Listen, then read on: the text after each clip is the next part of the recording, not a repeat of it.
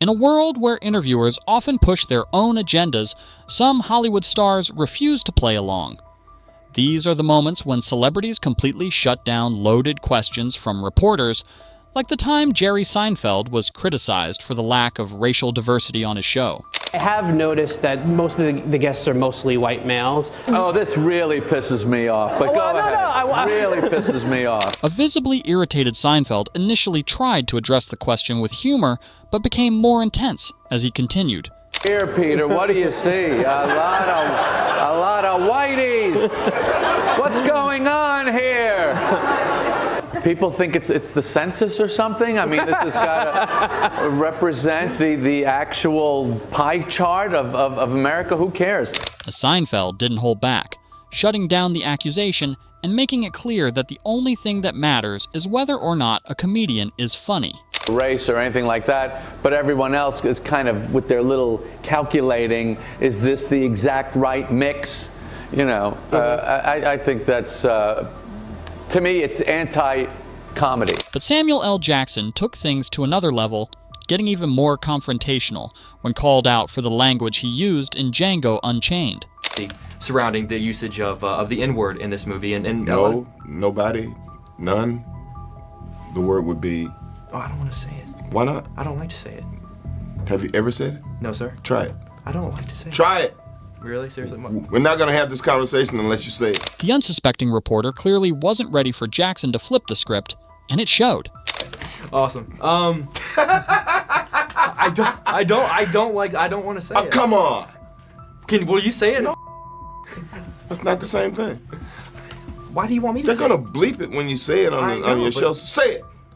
I can't say it. If I say it, this question it won't make air. Okay, forget it. And while Jackson took a bold approach, Denzel Washington is known for his calm and composed takedowns. When asked about race relations, Denzel's response was both insightful and unforgettable. Relations improved? You know, race relationships have to do with race relationships. You're white or whatever you are, I'm black or whatever I am. We're standing here talking now. That's how we get things done. You can't legislate love. The President of the United States can't legislate us into liking each other. We have to step forward and ask questions about each other and engage. There's no law that says, oh, because I'm president, you all got to get along now. So it's up to us. However, this wasn't the first time Denzel Washington had set the record straight with reporters on matters of race. Director not have... It's not color, it's culture. Explain the difference, because I think we're in a Steven space Spielberg right did Schindler's List. Mm-hmm. Martin Scorsese did Goodfellas, right? Steven Spielberg could direct Goodfellas.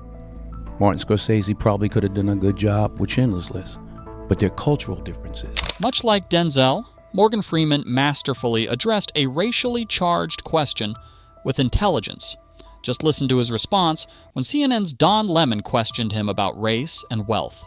Art and wealth distribution are either a mindset that you can't or Today? cannot. Yeah. No. You don't? No, I don't. I don't.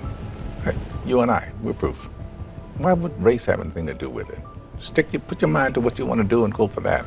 But Freeman's most iconic moment came during a 60 Minutes interview when he completely dismantled the concept of separating Black history from American history. History Month you find ridiculous. Why? You're going to relegate my history to a month? Oh, come on. What do you do with yours? Which month is White History Month?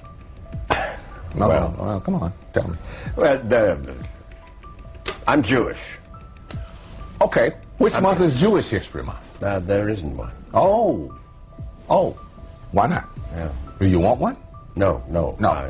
I don't either. Freeman then left the interviewer speechless with his straightforward response that destroyed the reporter's hidden agenda.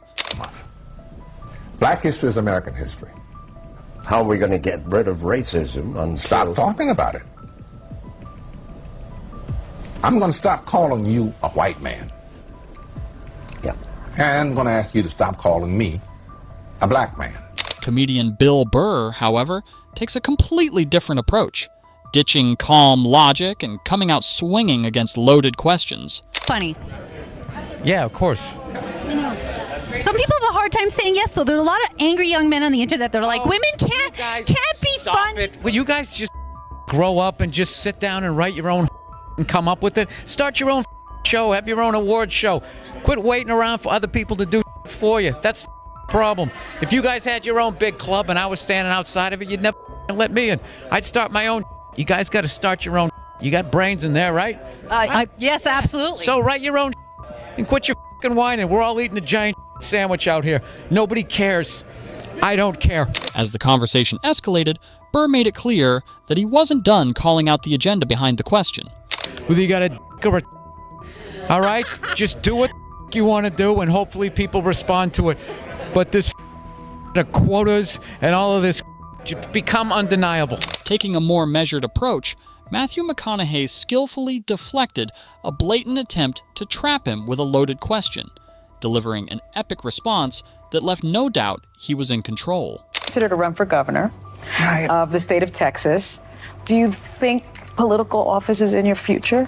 Can you see that? If it's where I would deem myself to be most useful, Yeah. yes. Do you think you would get elected in Texas being anti-gun? Do I think I could get elected in Texas being anti-gun? One thing about if me in politics is to give you a direct statement right there is playing a game that I'm not interested in playing. To give you a direct statement right there. But not every celebrity keeps it as collected as McConaughey. Rapper Lil Wayne's response to a loaded question took a very different turn.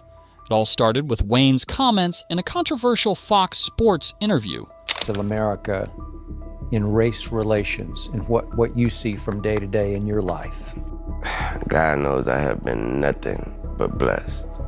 My whole path, these 33 years have been nothing but a blessing. I have never, and never is a strong word, I've never dealt with racism, and I'm glad I didn't have to.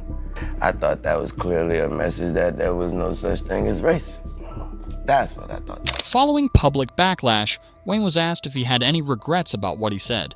His unapologetic and fiery response made it clear that he wasn't backing down. Backlash from people about that. Would you change it, what you said, or you still feel the same way? As the interview reached its boiling point, what Wayne did next made headlines everywhere. He ended our interview angrily. Lil Wayne is in the business of making music, not apologies. And speaking of fiery responses, UFC middleweight champion Sean Strickland wasn't afraid to call out a reporter for asking politically charged questions during a press conference. You have weaseled your way into the world. You are an infection. You are the definition of weakness. Everything that is wrong with the world is because of and the best thing is the world's not buying it. The world's not buying your you're peddling. The world is not saying, you know what, you're right. Chicks have the world's not saying that. The world's saying, no, there are two genders. I don't want my kids being taught about, who they could school. I don't want my kids being taught about, their sexual preference. Like, dude, this guy's enemy. You want to look at the enemy to our world? It's that right there. Asking these stupid. The moment went viral, sparking a follow-up question to UFC CEO Dana White, whose no-nonsense response made it clear he wasn't interested in agenda-driven narratives either. A long leash to your fighters about, what they can say when they are up there with a UFC microphone. I don't give anybody a leash. Well, I'm saying you... A leash? I'm like... Free speech. Gonna control what people say? Gonna tell people what to believe? Gonna tell people... I don't tell any other human being what to say, what to think, and there's no leashes on any of them. What is your question? I was asking that question. I'll move on, though. Yeah, probably a good idea. That's ridiculous to say I give somebody a leash. Free speech, brother. People can say whatever they want and they can believe whatever they want. Ronda Rousey delivered an equally confident takedown when a reporter cornered her with a question about women's pay disputes in sports. Large pay dispute happening with our Australian women's soccer team at the moment. Is it frustrating for you as someone who's so prominent in your sport? And we heard you say on the Ellen show the other day you are the richest fighter in UFC, that sort of thing is still going on? I think that how much you get paid should have something to do with how much money you bring in. I'm the highest paid fighter, not because Dana and Lorenzo wanted to do something nice for the ladies. They do it because I bring in the highest numbers. They do it because I make them the most money. And I think that the money that they make should be proportionate to the money that they bring in. Actor Kurt Russell similarly shut down the hosts of The View after they asked him a particularly loaded question on the topic of gun control. They make gun control, you felt gun control laws wouldn't deter terrorists. Explain to folks.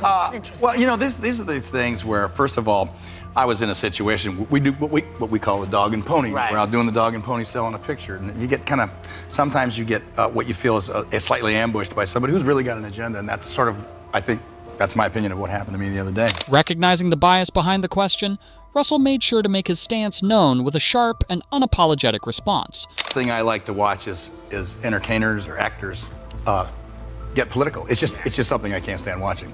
So having said that, no, I was kind of asked to put it in context somehow with this movie. Mm-hmm. You know, my personal feeling is that there's a big difference between Fantasyland and reality. Fantasyland is what we do.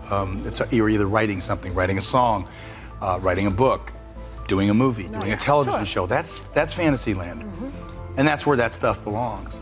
In reality, when we're dealing with things like terrorism and whatnot, we're all going to have different opinions on how to do it and how to deal with it. Yeah. Mine happens to be that I think there's a very strong reason founding fathers had for the Second Amendment. Tim Allen, meanwhile, took a lighter but equally effective approach when asked about political correctness in comedy. He made it clear that he doesn't want the media policing his jokes. Hate in big arenas that this is a thought police thing, and I do not like it. But when I use these words, this is my intent behind those words. Yeah. Wow. So as long as you understand my intent, I still get people, well, just don't say it. I do use some provocative words, but I tell them it's words I really got from my parents. Yeah. You know, they said this stuff, and we talked about it. I can't even say it here. I can't even point to it. Yeah. It is an alarming thing for comedians. Yeah. Wow. You know, even if you go watch the movie Blazing Saddles. Oh my God, forget it. You can't even watch that without looking around in your own room. And then there's Kanye West, who took things to another level, meeting a loaded question with raw honesty. His response, as expected, was nothing short of polarizing. Yay. I told you I'm only afraid of God. I'm only afraid of my daddy, God. I done been 15 years. I'm telling you, God is showing that you can have your own thoughts, bro. I've been canceled before there was cancel culture. Who told you that my career would be over? The same people that are telling you that you can't have a right to say who you will vote for might think they so woke, but they following the rules of what woke's supposed to be. And that wraps up our journey through iconic moments of celebrities standing their ground and shutting down loaded questions like absolute pros. And if you enjoyed this video, don't forget to smash that like button, subscribe for more no-holds-barred content, and hit the bell icon so you never miss a beat. Got a favorite celebrity clapback? Drop it in the comments below. See you next time.